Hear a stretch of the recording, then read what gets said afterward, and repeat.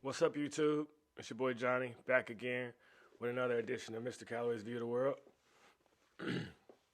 Don't forget to like, subscribe, share, and all that good stuff.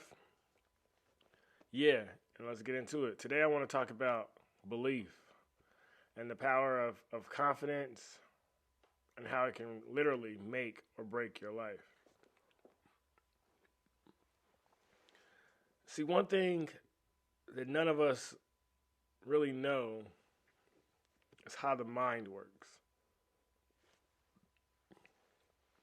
Unless you study psychology, you never really understand how much control you can have over your emotions. But you also don't realize how much of a superpower you have because you can control your emotions.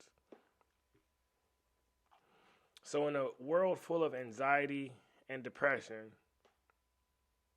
it would make sense that as humans that we want to learn how to control those things. You know, I see the parades all around, whether it's here locally in Kansas City or no matter where you're at, about the new presidency. And on one hand, it's cool to see so many people excited and upbeat and happy. On the other side, it's weird that so many people's emotions are attached to something externally. Because I understand that if I can control someone's emotions, I, in a sense, control their life because I control their mind. And it really gets me for my black people because everybody has talked about the 94 crime bill over and over and over and over and over. You can't find a rap song or a rapper who won't mention it. Yet we're in the streets celebrating for Joe Biden. We're posting memes of black Trump supporters as slaves and won't let go of master. We don't realize that the masses never wanted to go anywhere. It was the one-off rebels who said, I want to die my way. I have a couple quotes I want to read from The Miseducation of the Negro, from Mr. Carter G. Woodson. Is one of the greatest reads I've ever found. And it's so present here in modern day society. The first one is, history shows that it does not matter who is in power. Those who have not learned to do for themselves have to solely depend on others, never obtain any more rights or privileges in the end than they had in the beginning. And that's so relevant because the world has black Americans, minorities, all of these groups jumping up and down because there's a new president in power. But what have you learned to do individually? Because the head doesn't matter if you haven't changed what you can accomplish and what you know how to do. The next one. The lack of confidence in the African American, in himself, and his possibilities is what has kept him down. His miseducation has been a perfect success in this respect. I'd say that's 100% what Black Lives Matter is. It destroys your confidence. It tells you what you can't be. And it stops you from even wanting to try. Now, James Allen, in As a Man Thinketh, said our brain is a garden, and whatever seeds we plant will grow. We'll manifest them into our life. So if I'm tying these two things together, Black Lives Matter is, in a sense, mentally destroying black people on its own with no weapons.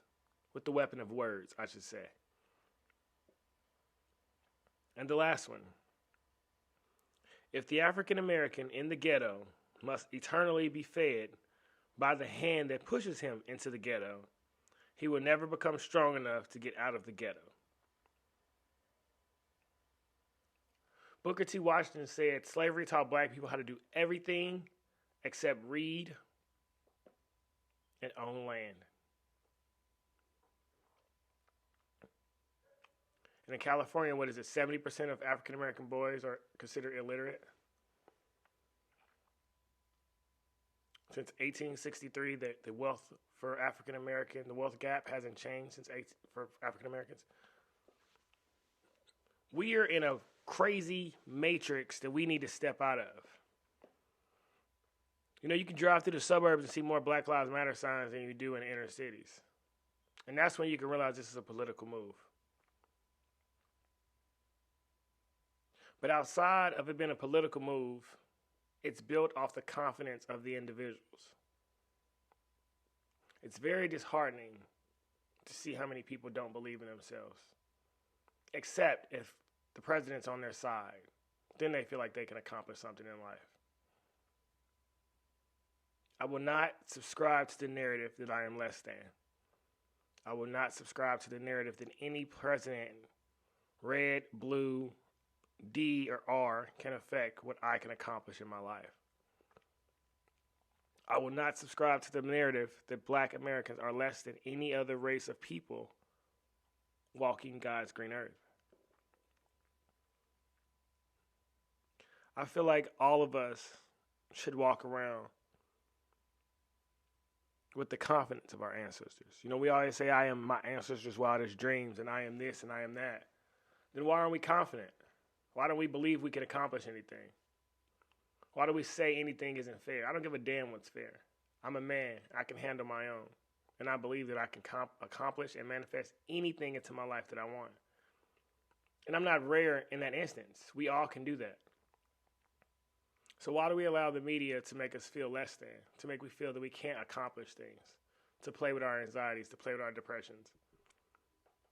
I think that we should disconnect from the matrix. Turn the TV off. Sit by yourself. Listen to your thoughts. Watch them like a movie. Every morning, look in the mirror and tell yourself, I believe in me. We cannot allow the media to control how we feel about ourselves as individuals.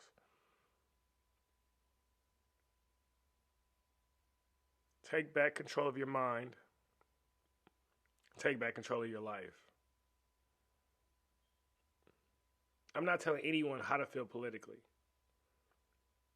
But I will tell everyone that your political affiliation should not affect your self-esteem within yourself.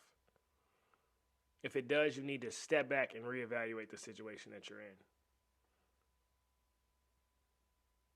Until next time, spread love, love life, be grateful. Later.